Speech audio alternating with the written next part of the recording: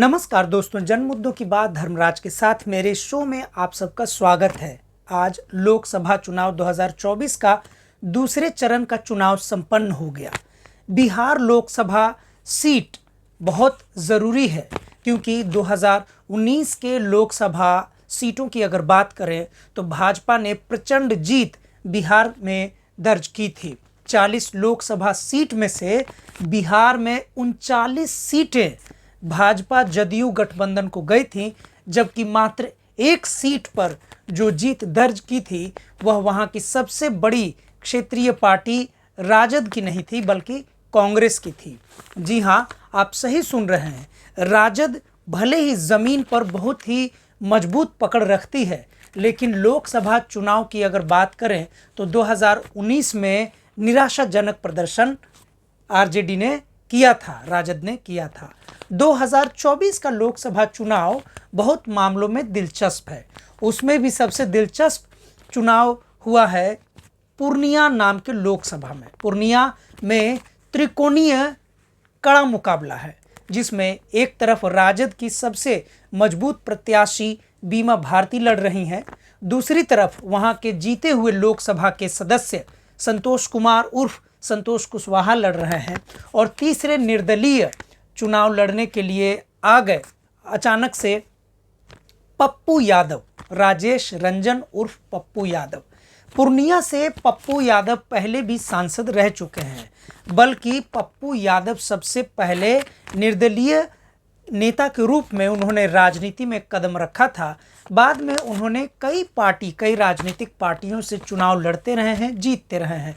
5 बार लोकसभा सदस्य के रूप में पप्पू यादव को 2015 में सबसे बेहतरीन प्रदर्शन के लिए लोकसभा सांसद के रूप में सबसे अच्छा काम करने के लिए उन्हें लोकसभा में सराहा भी गया है। बल्कि पप्पू यादव की बात करें तो पप्पू यादव की छवि एक तरफ जहां बाहुबली नेता की है, वहीं दूसरी तरफ रॉबिन हुड की है। पप्पू यादव के बारे में बड़ा लोकप्रिय है कि जो पप्पू यादव का दिल्ली का जो सांसद का आवास होता है, उस आधे आवास में पप्पू यादव खुद रहते हैं, अपनी राजनीति करते हैं, वहीं आधे आवास में अपने क्षेत्रवासियों के लिए वो सहायता के लिए खोल कर रखते हैं। पप्पू यादव की इसी रॉबिन हुड की छवि के कारण माना जाता है कि जितने भी नेता बिहार में राजनीति करते हैं, बड़े बड़े नेताओं में पप्पू यादव का नाम अग्रणी श्रेणी में लिया जाता है। हालांकि पप्पू यादव की छवि बाहुबली नेता के रूप में भी है और एक ज़माने में कम्युनिस्ट पार्टी ऑफ इंडिया के बहुत ही मशहूर लोकप्रिय नेता अजीत सरकार के हत्यारे के रूप में भी रही है। हालांकि इस मामले में उन्हें 2013 में पटना हाई कोर्ट ने बरी कर दिया था। फिर भी 12 साल पप्पू यादव जेल में काटे हुए नेताओं में से एक हैं। बिहार में राजनीति के बारे में कहा जाता है कि बिहार में राजनीति की धुरी आज भी पिछले 30 वर्षों से लालू प्रसाद यादव जी के इर्द गिर्द घूमती है। बिहार में चाहे कोई भी पार्टी खुद को कितना भी बड़ा समझ ले, कोई भी नेता वर्तमान समय में कितना प्रभावशाली समझ ले, लेकिन लालू प्रसाद यादव के नाम आते ही किसी का भी नाम या किसी दल का नाम फीका पड़ जाता है। लगभग 20 साल से मुख्यमंत्री, वर्तमान मुख्यमंत्री श्री नीतीश कुमार के बारे में भी कहा जाता है कि नीतीश कुमार भले ही 20 साल से मुख्यमंत्री हो सकते हैं,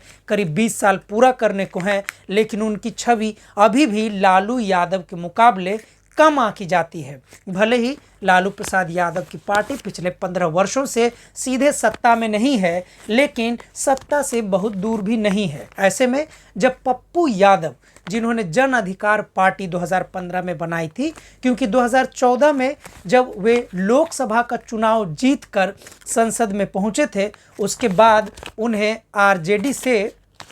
निकाल दिया गया था। उन्हें आरजेडी से इस बात के लिए निकाल दिया था कि वे एंटी पार्टी एक्टिविटीज़ में गतिविधि में संलिप्त पाए गए थे। जाहिर सी बात है, पप्पू यादव बहुत पुराने नेताओं में से एक हैं। उनके भीतर कहीं ना कहीं बीच बीच में बिहार के मुख्यमंत्री पद के लिए लालसा जगती है और वे इस ओर प्रयास भी करने लगते हैं। लेकिन पप्पू यादव की राजनीतिक मजबूरी कहीं ना कहीं रही है, क्योंकि पप्पू यादव जहां एक तरफ खुद को एक निर्दलीय नेता के रूप में, मजबूत नेता के रूप में स्थापित कर चुके हैं। वहीं कई बार वे कभी राजद तो कभी समाजवादी पार्टी और अन्य पार्टियों से चुनाव लड़ चुके हैं। 2014 के लोकसभा चुनाव जीतने के बाद जब उन्होंने अपनी गतिविधि तेज की, तब 2015 में उन्हें राजद ने अपनी पार्टी से निष्कासित कर दिया। राष्ट्रीय जनता दल से निष्कासित होने के बाद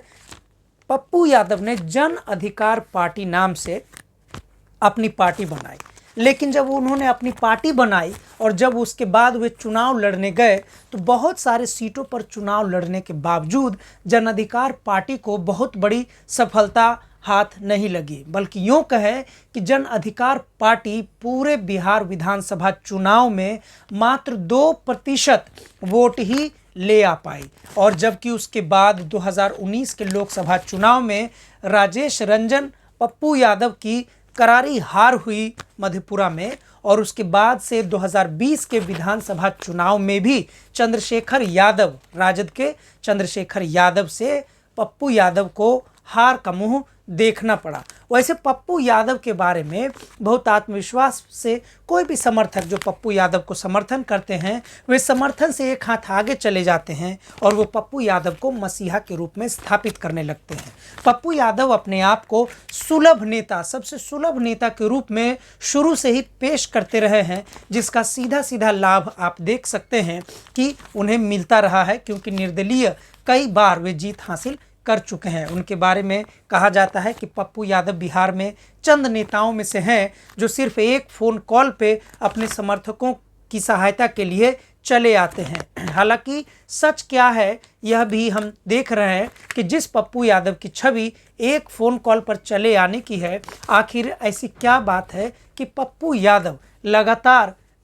2019 में भी हारे, 2020 के विधानसभा में भी हारे, और जब भी लोकसभा चुनाव या विधानसभा चुनाव मधेपुरा से पप्पू यादव हारते हैं तो वे पूर्णिया की तरफ रुख करते हैं। आखिर ऐसी कौन सी वजह है कि पप्पू यादव को पूर्णिया से बहुत उम्मीद रहती है? पप्पू यादव जहां यादव नेता के रूप में बहुत मजबूत माने जाते हैं, वहीं मधेपुरा यादवों का एक प्रकार से राजनीतिक गढ़ भी माना जाता है। ऐसी कौन सी मजबूरी हो जाती है कि जब भी पप्पू यादव मधेपुरा से चुनाव हारते हैं या उन्हें लगता है कि वे मधेपुरा से चुनाव नहीं जीत पाएंगे, तो वे पूर्णिया की तरफ रुख करते हैं? उसका सीधा कारण है मुस्लिम वोट। बिहार की राजनीति में मुस्लिम वोट बहुत मायने रखता है। वैसे हम बात करें तो मुस्लिम वोट भारत में एकमात्र वोट रह गया है जिस पर किसी भी पार्टी को, जो सेकुलरिज्म के आसपास धर्मनिरपेक्षता के इर्द गिर्द राजनीति करती है, उन्हें एकमात्र भरोसा अगर किसी पर होता है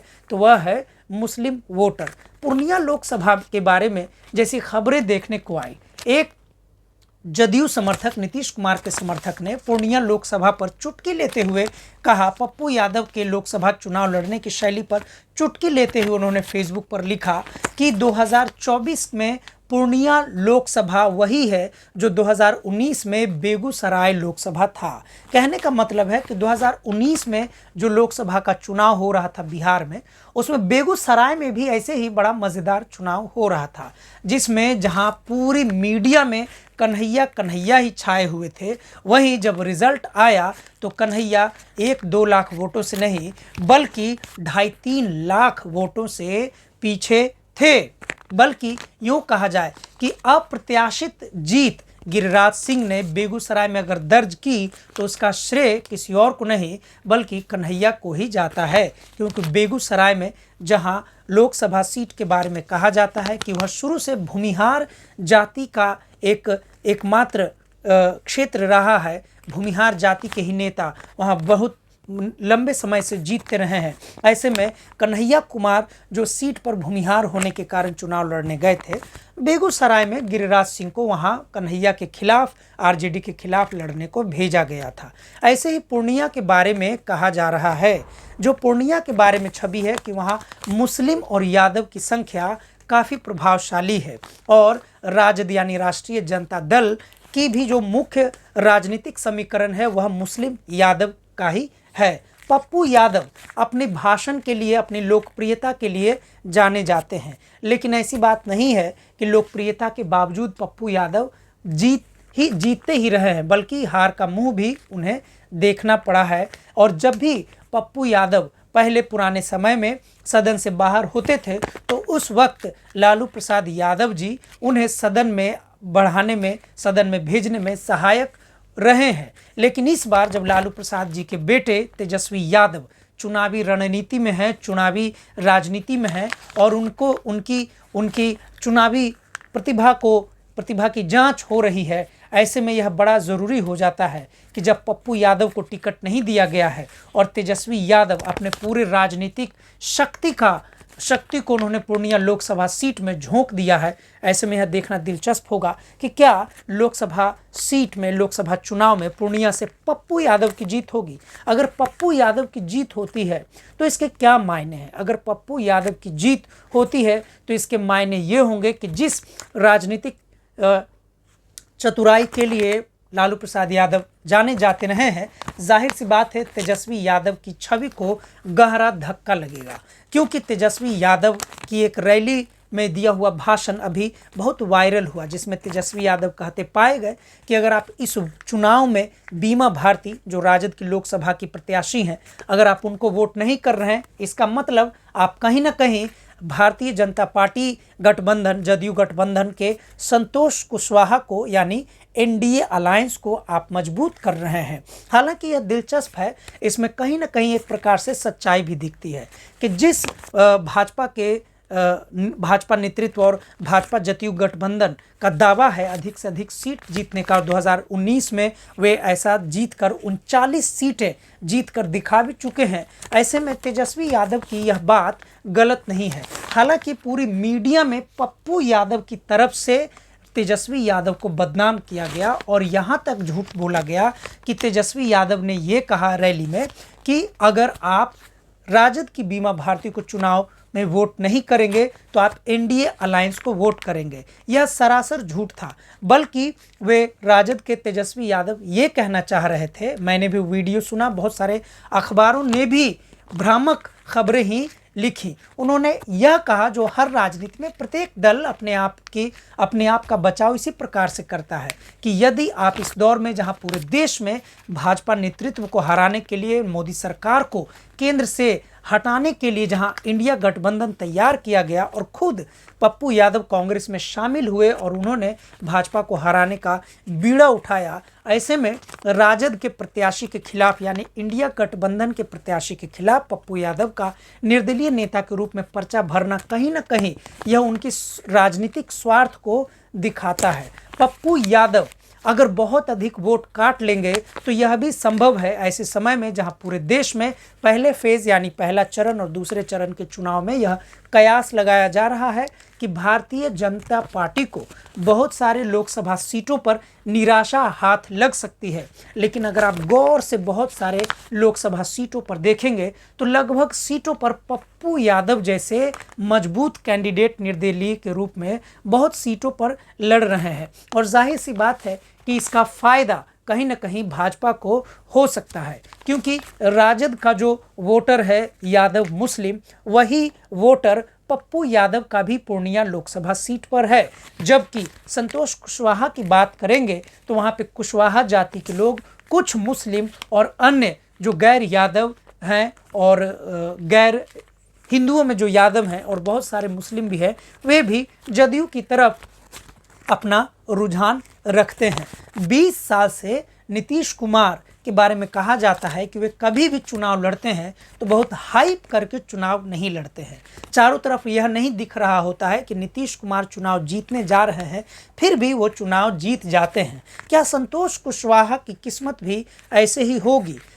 10 साल से लगातार यानी 2014 से लेकर 2024 तक लगातार सांसद रहे संतोष कुशवाहा पूर्णिया सीट से, लोकसभा सीट से सांसद हैं, लेकिन कहीं भी पूरे चुनाव में संतोष कुशवाहा की क्या तैयारी है इस पर बात नहीं हुई। संतोष कुशवाहा कहां से क्या तैयारी कर रहे हैं, कितना परसेंट उनको वोट मिलेगा, कितने लोग, कौन सी जातियां उनके फेवर में वोट करेंगी, कौन उनके खिलाफ है, इस पर बहुत कहीं भी रिपोर्टिंग नहीं हो पाई। यह साफ साफ दिखलाता है कि मीडिया ने जो पूर्णिया लोकसभा सीट को जो हाइप दिया है, उसमें कहीं ना कहीं मीडिया का एक वह चेहरा शामिल है जो किसी न किसी रूप में चाहता है कि इंडिया गठबंधन के जो सीट हैं वह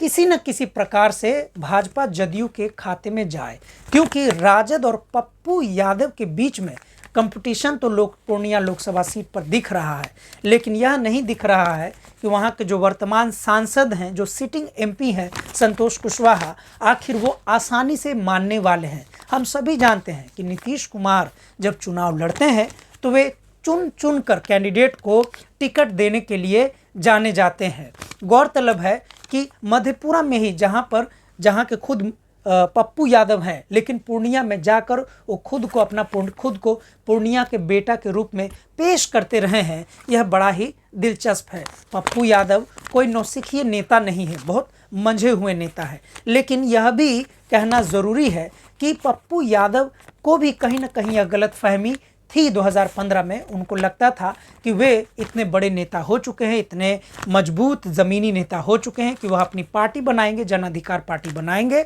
और उसके बाद से वह राजद को पीछे कर देंगे। लेकिन उनको निराशा हाथ लगी, बल्कि 2015 के विधानसभा चुनाव में 2% से कम वोट मिलने के बाद जन अधिकार पार्टी एक मनोरंजन का विषय बन गई। वैसे ही जब 2019 के लोकसभा सीट में भी जब उनको हार का मुंह देखना पड़ा, पप्पू यादव को हार का मुंह देखना पड़ा, उसके बाद से पप्पू यादव घूम घूम कर पूरे बिहार में अपनी राजनीति को बचाने की राजनीति कर रहे थे। लेकिन ऐसी कौन सी मीडिया की मजबूरी थी कि पप्पू यादव को अपनी राजनीति को बचाने की मजबूरी को मजबूत राजनीति का रंग चढ़ाकर, मुलम्मा चढ़ाकर अभी 2024 में पेश किया गया। ये सब वो चंद तरीके हैं मीडिया के जिसके माध्यम से मीडिया यकीन दिलाता है कि निर्दलीय किसी भी पार्टी के उम्मीदवार से ज़्यादा मजबूत है। हम सभी जानते हैं भारत के लोकतांत्रिक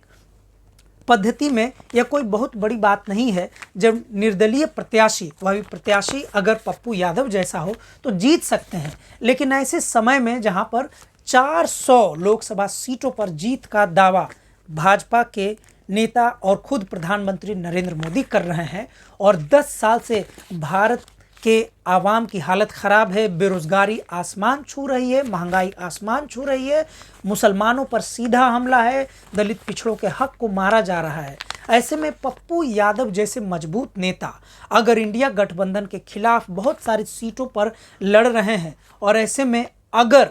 इंडिया गठबंधन नेताओं की हार होती है, क्या इसकी जिम्मेदारी पप्पू यादव जैसे नेता लेंगे? आखिर इससे इस चुनाव में लालू प्रसाद यादव पर भी कहीं ना कहीं सवाल होता है कि आखिर लालू प्रसाद यादव की ऐसी कौन सी मजबूरी थी? क्या यह उनके मन का डर था कि अगर पप्पू यादव पूर्णिया लोकसभा सीट से चले जाएंगे, सांसद बन जाएंगे, तो उनके बेटे तेजस्वी यादव को चुनौती देने लगेंगे? लालू प्रसाद यादव के मन में यह जो डर है वह यूं ही नहीं है, निराधार नहीं है, क्योंकि अतीत में पप्पू यादव ने तेजस्वी यादव के खिलाफ लगातार हमला बोला है और वे लगातार उनको उनके पिता की विरासत के रूप में ही देखते हैं। तेजस्वी यादव का नाम एक नेता के रूप में पप्पू यादव कम से कम नहीं लेते हैं। जाहिर सी बात है इसी चिढ़ के कारण लालू प्रसाद यादव ने यह तय किया होगा कि चाहे पूर्णिया लोकसभा सीट से हम किसी को टिकट देंगे, लेकिन पप्पू यादव को नहीं लड़ने देंगे।